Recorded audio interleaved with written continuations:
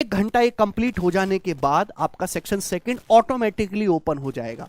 Section second में English और general awareness आपको 2 मॉड्यूल दिखाई देंगे।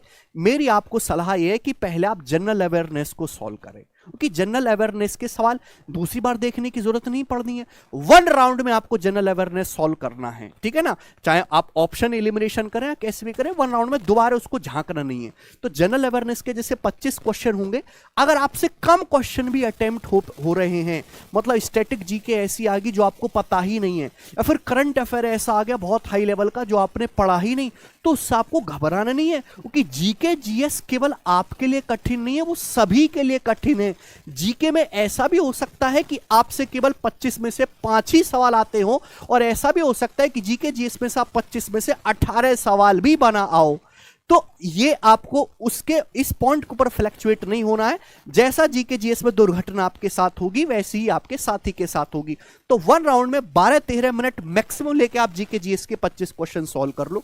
इसके बाद बचा भाई हमारा इंग्लिश वाला सेक्शन। इंग्लिश में हमारे पास क्वेश्चन थोड़े से ज्यादा है, 35 और 45 क्वेश्चन, और उनका जो है मार्क्स भी सबसे ज्यादा इंग्लिश में ही, मतलब जो फाइनल डिसाइडिंग फैक्टर है अगर मैं सीधा सीधा कहूं तो इंग्लिश ही है।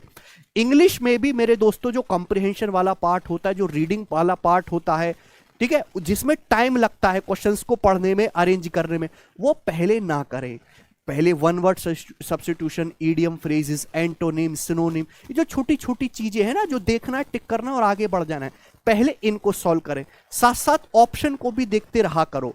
होता क्या है कि जैसे आप सिनोनिम एंटोनिम लगा रहे हो, आपको एक्चुअल शब्द नहीं पता कि सिनोनिम क्या है, लेकिन जब आप ऑप्शन को देखोगे तो ऑप्शन क्या आपको 3 पता है, यार ये 3 एक जैसे, ये अलग है, तो ये इसका आंसर मार्क होगा। ऑप्शन साथ साथ करते रहें।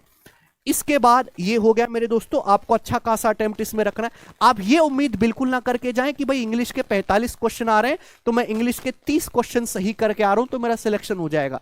ऐसा नहीं होने वाला। आपको एक्यूरेसी भी रखनी है और नंबर ऑफ अटेम्प्ट भी अच्छा खासा रखना है, क्योंकि केवल फ्रेशर लोग इसको पेपर को नहीं देंगे। जो ऑलरेडी कहीं ना कहीं सिलेक्ट हो चुके हैं, जो एमटीएस की जॉब कर रहे हैं, सीएचएससी की जॉब कर रहे हैं, जो रिपीटर बच्चे, वो भी इस एग्जाम को देंगे।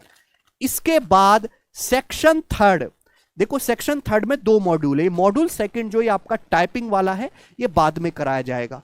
2.25 घंटे का पेपर यहां से लेके यहां तक आपका 1 गो में होना है। ऑटोमेटिक सेक्शन ओपन होते चले जाएंगे। अब आया कंप्यूटर नॉलेज टेस्ट। देखो कुछ बच्चों के लिए तो बहुत आसान रहा होगा, लेकिन कुछ बच्चों के लिए कंप्यूटर नॉलेज टेस्ट जो है वो बहुत भयानक रहा होगा, जिन्होंने बीटेक नहीं किया है या जिन्होंने कभी कंप्यूटर एबिलिटी नहीं पढ़ा है। ये क्वालिफाइंग पेपर है। आप इस जद्दोजहद में बिल्कुल ना रहे कि 20 क्वेश्चन है, मैं मुझे सारे के सारे ठीक करने, इसमें बिल्कुल भी तुक्कामाजी करने से बचें। अगर आप 20 में से मोर देन 10 भी कराते हैं ना सही, तो भी आप एक सेफर साइड में हैं। आपके पास टाइम भरपूर होगा, सोच समझ के इसको अटेम्प्ट करें।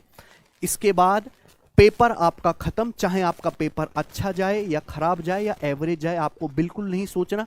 कुछ बच्चे क्या होते हैं, बिलो एवरेज पेपर जाता है, अटेम्प्ट कम है, वो टाइपिंग को छोड़ के वह घर को वापस आ जाते हैं। ऐसा बिल्कुल भी नहीं करना। आपको सभी बच्चों को टाइपिंग देनी है। अभी आपको थोड़ा टाइम मिलेगा। टाइपिंग जो है आपकी 2 बजे से शुरू होगी, 2:40 तक आपकी टाइपिंग होगी। 40 मिनट का टोटल समय दिया जाएगा 15 मिनट में। टाइपिंग में एक्यूरेसी पे आपको ध्यान देना है, उल्टा सीधा ना करें। वहां खड़खड़ की आवाज होती है तो कानों में रुई डाल लें या अपने ऊपर कंट्रोल बनाए रखें। दूसरी बात कि अब टाइपिंग हर टेस्ट में, एग्जाम में कंपलसरी है। आपकी एसएससी की कोई भी पोस्ट लेना चाहते हो तो बिना टाइपिंग के संभव ही नहीं है। तो कोशिश ये करिएगा कि जल्दी आप टाइप स्पीड आपकी अच्छी है तो एक बार उसको गो थ्रू जरूर कर लें कि जो आपने वहां पे टाइप किया है।